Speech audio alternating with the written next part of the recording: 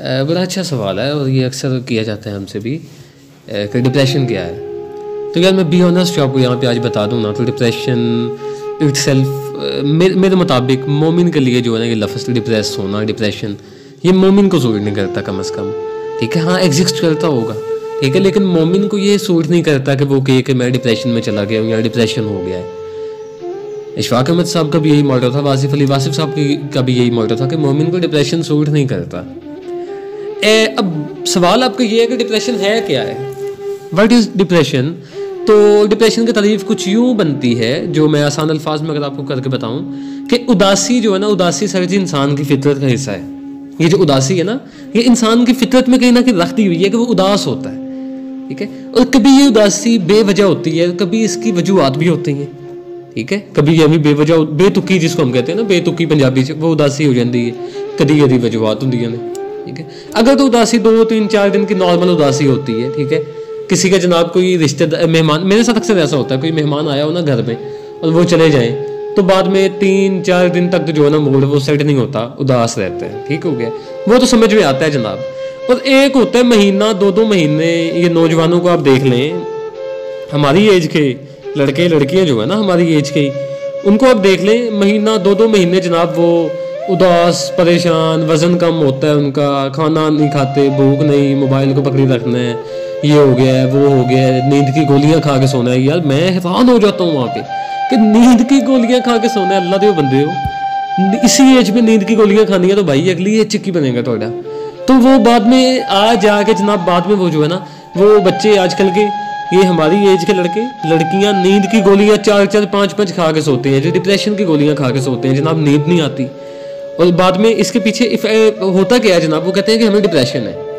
मैं वहाँ पे सर को पकड़ लेता हूँ, यार ये किस दौर से हम गुजर रहे हैं, क्या क्या तबाहियाँ फैला दी हुई हैं इस जो नया कल्चर है ना, इसने, ये सोशल मीडिया ने क्या क्या तबाही फैला दी हुई है। भाई नींद नहीं आती यार, ये भी मसला आ गया है। और बाद में जनाब उदास रहते हैं, 3-3 महीने तो उदासियाँ नहीं ना ख़त्म होती हैं, अल्लाह खैर करे। ठीक है, और अल्लाह से लू लगानी नहीं है इन लोगों ने। अल्लाह तो कहता है ना, ला युकल्लिफुल्लाहु नफ्सन इल्ला वुसअहा, और अल्लाह किसी भी जान को इसकी ताकत से ज्यादा बोझ नहीं देता। अल्लाह कह रहा है कुरान में खुद, ला युकल्लिफुल्लाह नफ्सन इल्ला वुसअहा, अल्लाह किसी भी जान को इसकी ताकत से ज्यादा बोझ नहीं देता। हम क्यों अल्लाह से इतने जल्दी मायूस हो जाते हैं? क्योंकि हम लोगों की बातों पे ध्यान देते हैं। डिप्रेशन आती तब है ना जब हम कहते हैं कि हम एक काम कर रहे हैं और किसी ने कहा कि यार ये काम तुम नहीं सही कर रहे, वहां पे जनाब हम डिप्रेस हो गए, हम गिर गए। असल में हमें पता है ना यार हम क्या काम कर रहे हैं, यार हमें पता है ना, किसी दूसरे को हमारे काम का क्या पता है। डिप्रेशन तो बनती नहीं है वहां पे।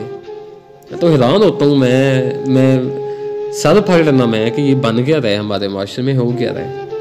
अल्लाह कह रहा माँ बता का रब्बू का वो माँ कला, आपके रब ने ना आपको छोड़ा है और ना बेजार हुआ है आपसे, और आप क्यों कहते हो कि दुनिया में हमारा कोई नहीं रहा। वो जात कुरान में कह रहा है, कुरान हिदायत की किताब है, उसमें अल्लाह कह रहा है कि जो गलतियों से पाक किताब है, उसमें अल्लाह कह रहा है माँ वद्दा का रब्बू का वमा कला, आपके रब ने आपको ना पहले छोड़ा है और ना आपसे बेजार हुआ है और ना ही आपको बाद में छोड़ेगा। हमारा रब तो हमारे हर पल हमारे साथ है। वला सौफ युअती का रब्बू का फतर था, और आपका रब आपको इतना देगा ना, अनकरीब आपको इतना देगा कि आप खुश हो जाएंगे। लेकिन वो मिलेगा कब? जब आप उसकी बंदगी करेंगे, जब आप उसकी बंदगी का हक अदा करेंगे, उसके कामों में लग जाएंगे ना, अल्लाह के कामों में लग जाएंगे ना, वो दुनिया के सारे मामला हल कर देगा। वो डिप्रेशन हो, वो आपकी तंगदस्ती हो, वो बेरोजगारी के मसाइल हो, वो जनाब आपका रिश्ते ना हो रहे हो, सारे मसले हल हो जाने हैं। लेकिन तुम अल्लाह के काम में जब लगोगे, ये सारा तब होना है। अल्लाह का छोटा सा काम करके देखो। नेकी में अक्सर कहते हो नेकी सेल्फ बहुत छोटी भी हो सकती है, बहुत बड़ी भी हो सकती है। ठीक है, आप कहेंगे कि हम यहाँ पे आके ये दर्स दे रहे हैं, ये वो, हम भी कोई दूध से धुले नहीं है, गुनाह हमसे भी होते हैं यार। मैं खुद बड़ा गुनहगार शख्स हूँ, अल्लाह माफ़ फरमाए, अल्लाह मेरे हाल पर रहम फरमाए, मेरे लिए हिदायत की दुआ किया करें। लेकिन किसी मोमिन को तरगीब देना भी ये बड़ी जिगरे की बात होती है। भाई ये भी काम बहुत बड़ा काम होता है। आप जो काम कर रहे हैं ना, अपने काम से कभी भी मायूस ना हो। You are doing your well, you are doing great. आपको पता ना आप क्या कर रहे हैं, किसी दूसरे को क्या पता है। जब काम हो जाएगा तब लोग देखेंगे ये कि बंदा क्या कर रहा है सबसे बड़ा रोग, क्या कहेंगे लोग। लोगों ने तो कुछ कहने नहीं होता। मुस्तनसर हुसैन तारक साहब बड़ा अच्छा कहते हैं, वो कहते हैं कि 25 साल की उम्र तक ना बड़े मजे की लाइफ होती है, तब हम सोचते नहीं है कि हमारे बारे में कोई सोच रहा है कि नहीं, लोग क्या कहेंगे, तब सोचते नहीं है, तब काम कर ही जाते हैं। ठीक है, आगे आगे जनाब 25 से तकरीबन एवरेज 50 तक या 45 तक जो एज होती है ना, उसमें हम यही सोच सोच के गुजार देते हैं कि लोग हमारे बारे में क्या सोचेंगे। मैं फलां वलीमे में, फलां बारात में मैं ये पहन गया तो लोग क्या कहेंगे, मैं ऐसे कर गया तो लोग क्या कहेंगे, मैं वैसे कर गया तो लोग क्या कहेंगे। 50 के बाद जाके पता चलता है कि लोग तो हमारे बारे में सोच ही नहीं थे। लोगों को तो अपनी परवाह थी भाई, दुनिया ऐसे चल रही थी, लोग तो अपने अपने कामों में इतनी तेजी से लगे हुए थे, टाइम मशीन चल रही थी वहां पे कि लोगों को तो टाइम ही नहीं था हमारे बारे में सोचने का। फिर उत्थे जाकर इंसान सिर फाड़ के बैठ जाता है, यार मैं की करता रहा हूँ, मैं तो अपनी सारी लाइफ खत्म करके आ गया, मैं तो अपना पैशन प्रोफेशन पे गाड़ी चला के वहां पे आ गया हूँ, रौंद के आ गया हूँ उस चीज को, अपने मतलब की चीज जो मेरे काम की चीज थी उसको तो मैं फेंक के आ गया हूँ, और यहाँ पे आके मैं क्या कर रहा हूँ। फिर बंदा कहता है कि बचपन अच्छा था, काश मुझे टाइम मशीन मिल जाए और मैं वापस वहां पे चले जाऊं। ये जवानी में डिप्रेशन और ये क्या है यार, वापस मैं वहां पे चले जाऊं। कागज की कश्ती थी, पानी का किनारा था, खेलने की बस्ती थी, दिल ये आवारा था, कहाँ आ गए समझदारी की इस दलदल में, वो नादान बचपन भी कितना प्यारा था। फिर बंदा कहता है कि मैंने बचपन चला जाओ, वो बचपन ही मेरे लिए सही था। लेकिन अभी मैं आपको यहाँ पे कह रहा हूँ, इस यहाँ पे आपको कह रहा हूँ कि इंसान को कोई हरा नहीं सकता जब तक वो खुद अपने आप को ना हरा दे, जब तक वो खुद अपनी हार ना मान ले। कोई भी उसको गिरा नहीं सकता जब तक वो खुद अपने आप को ना गिरा ले।